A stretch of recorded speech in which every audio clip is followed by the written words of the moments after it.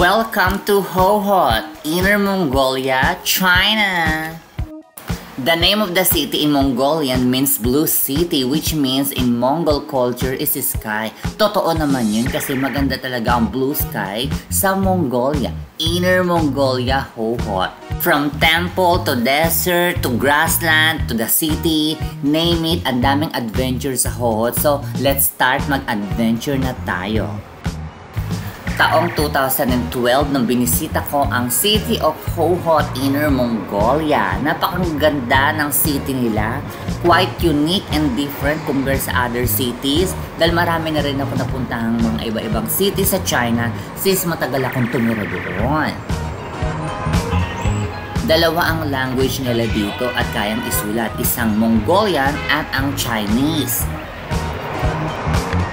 At dahil katabi lang nila ang bansang Mongolia, puro Mongolian letters ang makikita nyo rito at culture. Maraming culture dito ng Mongolia and also Muslim Arabic culture. Meron ditong lugar na parang Muslim architecture ang disenyo.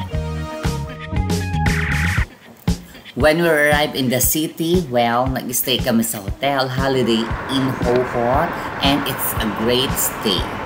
At ito ang Holiday Inn Hohhot, Inner Mongolia. So halika na at mag-travel na tayo. Unahin na natin ang kanilang city center. Inner Mongolia. O, diba? I look fresh and gorgeous. Payat pa ako dyan. Pak!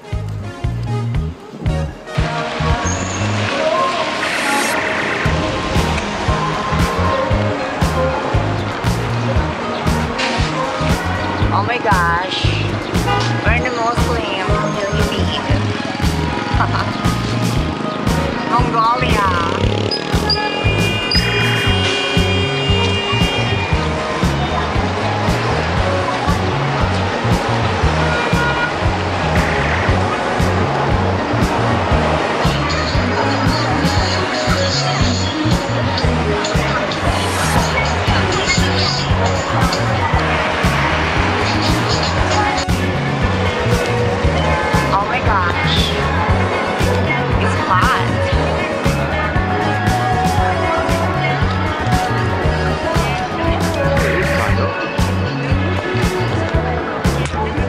Yes, this is the beautiful, unique, progressive city of Hohhot, Inner Mongolia.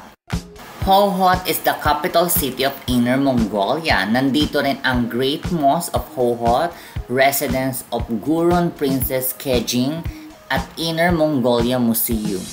At when it comes to food, kilalang pagkain dito ang kambing at mga mutton, lamb and mutton.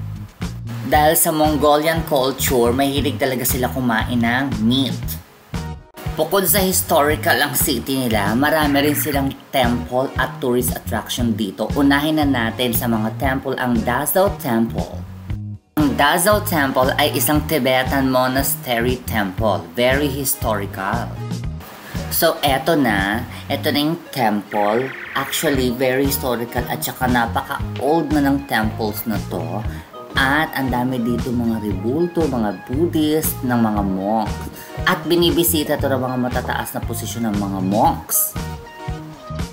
Actually, may mga lugar dito sa loob ng temple na bawal kunan ng litrato or bawal kunan ng video. But, I insist at sikreto kong kinunan.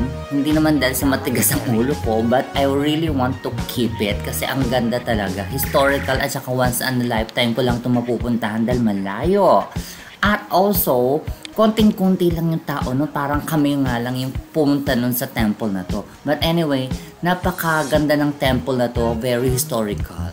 Sa labas ng temple makikita ang isang malaking rebulto ni Altan Khan. Because in the year 1557 to 1559, a Mongol leader began its construction at ito ang kauna-unahang infrastructure sa Hohhot. Again, kung pupunta kayo ng Hohhot, kailangan mabisita nyo to. Anyway, gumora na tayo sa disyerto. Gora na tayo sa adventure sa desert.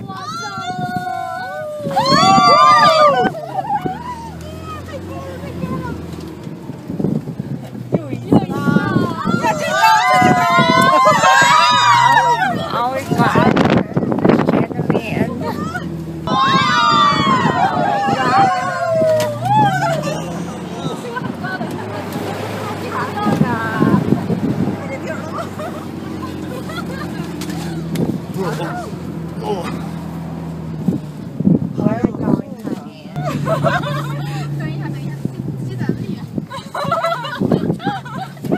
骆驼。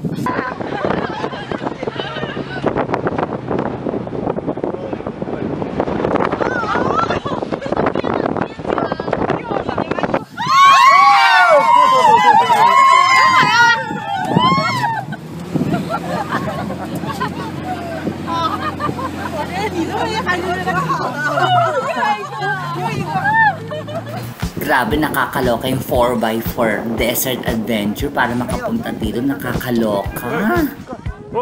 So, eto na nga mga Mars. Welcome to the Gobi Desert, Ordos Plateau, Inner Mongolia. Here we go. Ayan, ang desert slide. Ang bongga.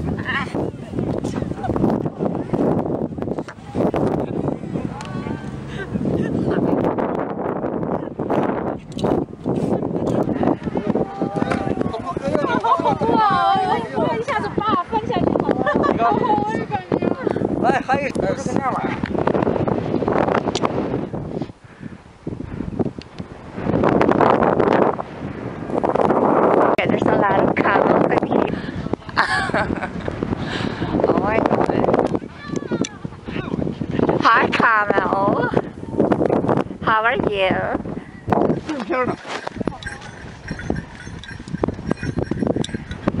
My god, this is it.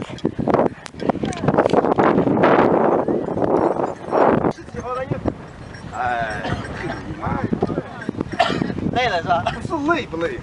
So, anong gagawin? What we going to do riding a camel?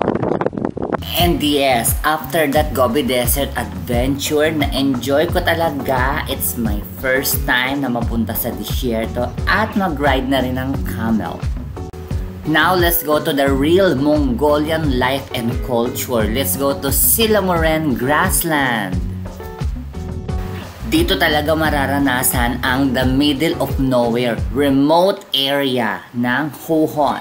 Dahil ang mga accommodation dito at mga hotel ay mga traditional yurt, ang tawag sa bahay ng mga Mongolian ay yurt, dun kami nagstay at ito ang itsura sa loob ng bilog na bahay na to. It's called yurt. At talagang pinaghandaan nila dahil meron pa silang production number. But before we get there sa accommodation namin, Diyos ko, ano talaga, grassland. Talagang remote yung area pero nakakaloka, ang daming mga yurt na accommodation dito. Sunod-sunod yon. Pero ang lawak ng lugar. And then, puro yurt lang yon. Puro mga accommodation lang yun para sa mga tourist. At yes, dyan, dyang lugar na yan, dyang kami mag-e-stay. Napaka-remote, diba? Pero exciting!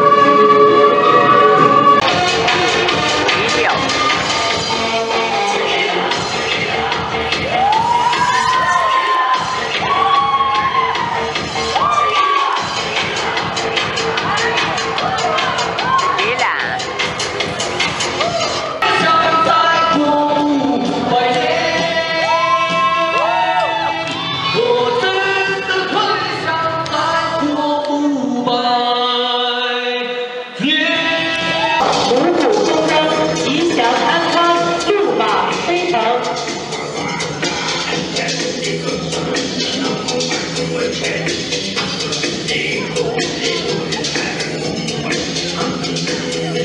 古民族每当遇见大型的活动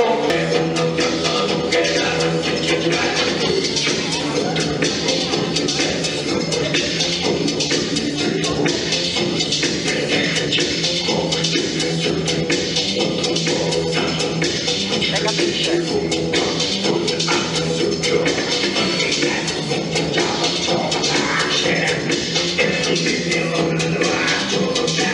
O diba, bongga ang presentation nila. At syempre, nag-enjoy din kami sa pag-stay namin dito. But anyway, this time pumunta na tayo sa Silamoren Grassland Adventure 4x4 Rough Road. Eto malala, nakakaloka.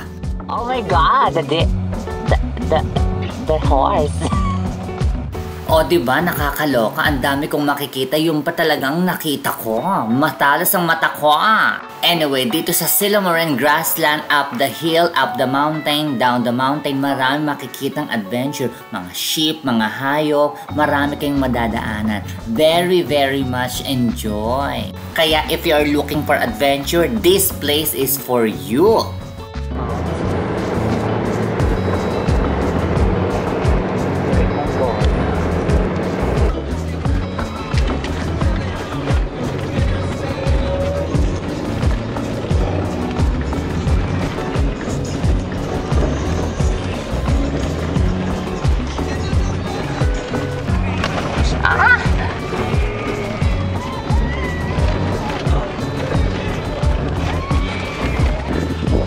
Here we are. In the middle of nowhere, so remote, no people, nothing, it's cold. Oh my God, they ran away, oh my God.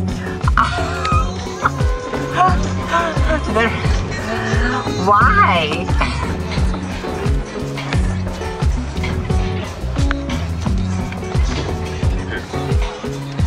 Gosh. We're in a very, very remote area now. Donkeys, sheep, cow, horses everywhere. Yes. And now we're just about to pass a black and white cow. Take a look at this. A cute, cute cow. Oink, oink, oink, oink, oink, oink, oink, oink. And a horse.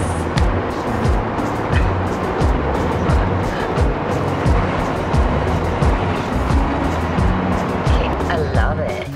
Yes, love na love ko talaga ang one-of-a-kind experience ko dito sa Hohhot, Inner Mongolia, China. To all of you, thank you for watching my videos, and also sana na-enjoy ninyo. Please subscribe to my channel and click the bell, and feel free to comment, and also don't forget to watch my YouTube Shorts videos beta.